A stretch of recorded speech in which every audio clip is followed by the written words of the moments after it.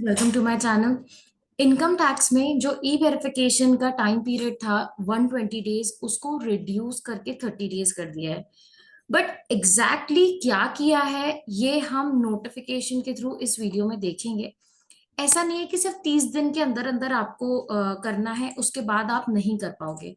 हम एग्जैक्ट देखेंगे चेंज क्या आया है। फर्स्ट ऑफ ऑल, जो सर्कुलर है ये 29 जुलाई 2022 को इशू हुआ है। इसमें बताया गया है reduction of time limit for verification of income tax return from within 120 days to 30 days of transmitting the data of ITR electronically. इसका क्या मतलब है? 120 डेज के बाद जैसे रिटर्न इनवैलिड हो जाती थी, वैसे ही 30 डेज के बाद भी इनवैलिड हो जाएगी। तो लेट्स सी उनने एग्जैक्टली क्या बताया है। सबसे पहले तो रेफर किया है उस सर्कुलर को जिसके थ्रू इलेक्ट्रॉनिक फाइलिंग और ई वेरिफिकेशन का कॉन्सेप्ट आया था, उसको रेफर करके बताया कि originally ITR V ITR V जो वेरिफिकेशन की बात करता है उसकी टाइम लिमिट 30 डेज ही थी। बिल्कुल सही। बीच में 2010 के करीब उसको 120 कर दिया था, टाइम लिमिट बढ़ा दिया, फॉर ई वेरिफिकेशन एक्सटेंड कर दिया था। अब जो एप्लीकेबल उन्हें चेंजेस किए हैं वो 1 अगस्त से अप्लाई होंगे। अब वो चेंज क्या है?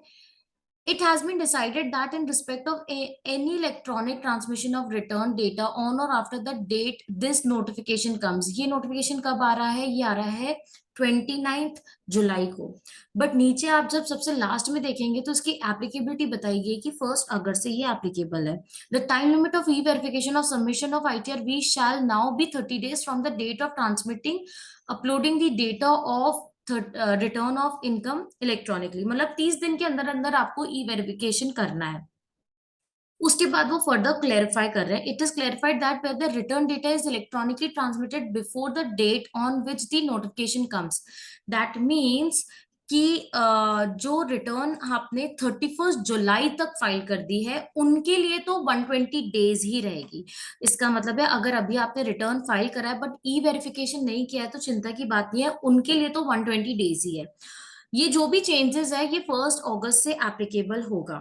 तो it is further clarified that where the ITR data is electronically transmitted and e-verified ITR we submitted within 30 days of transmission of data। जिस दिन भी अब ये किसकी बात कर रहे हैं? जो भी 1 अगस्त के बाद रिटर्न्स फाइल हुई है, जब भी आपने रिटर्न अपलोड करी है उसके 30 दिन के अंदर आपको वेरिफिकेशन की बात कह रहे हैं। अगर आपने 30 दिन के अंदर कर दिया तो क्या माना जाएगा? In such cases the date of transmitting the data, जिस दिन आपने अपलोड किया है उसी दिन वो वेरिफिकेशन भी मानेंगे, अगर आपने 30 दिन के अंदर अंदर कर दिया तो। बट 30 दिन के बाद आप अगर करते हैं वेरिफिकेशन, जनरली तो इनवैलिड हो जाती है, आपको फिर से नई रिटर्न फाइल करनी पड़ती है। बट उसके लिए बताया जा रहा है where the ITR data is electronically transmitted but e-verified or ITR be submitted beyond the time limit of 30 days। That means आप after 30 days भी return e-verify कर सकते हैं। In such cases, the date of e-verification ITR V submission shall be treated as the date of furnishing the return। मतलब कि 30 दिन के बाद आप अगर e-verify करते हैं तो जिस दिन भी e-verify करेंगे उसी दिन furnishing of return मानी जाएगी। इसका क्या मतलब हुआ? इसका ये मतलब है कि जो फिर इंटरेस्ट की एप्लीकेबिलिटी है, लेट फीस की एप्लीकेबिलिटी है, वो सब एक्सटेंड हो जाएगी।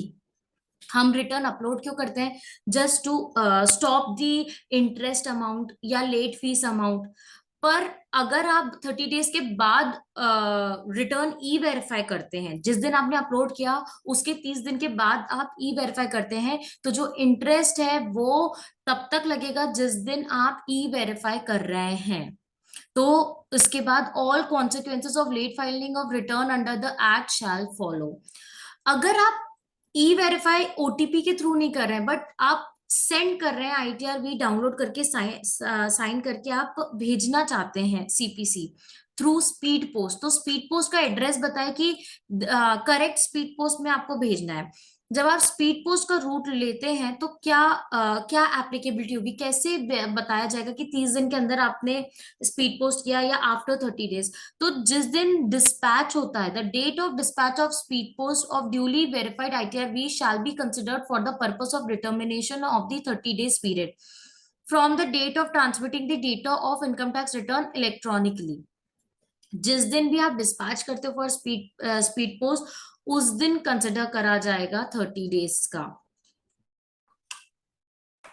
The notification shall be applicable for electronically transmitted income tax return data filed on e-filing portal. This issues by the power conferred to the undersigned under the Rule 14 of Central Processing of Returns Scheme 2011. This notification will come into effect from 1st August 2022.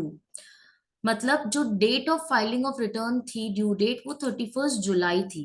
तो इसके बाद आप जो भी return file करेंगे उसके लिए ये नोटिफिकेशन एप्लीकेबल होगा।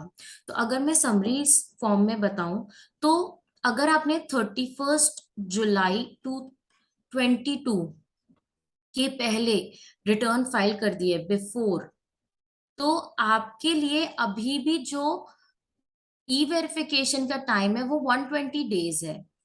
एंड अगर आप जो रिटर्न्स है वो 1 अगस्त 2022 के बाद अपलोड करते हैं, तो उन रिटर्न्स के लिए जो ई वेरिफिकेशन की टाइम लिमिट है वो हो गई है 30 डेज। बट आप 30 डेज के बाद भी रिटर्न वेरीफाई कर सकते हैं। जैसे आप 30 डेज के बाद वेरीफाई करते हैं, तो उसके लिए लेट फीस कैसे लगेगी। अगर विद इन 30 डेज कर देते हैं, इसमें भी दो बातें हैं। अगर आप विद इन 30 डेज करते हैं, विद इन 30 डेज कैसे माना जाएगा?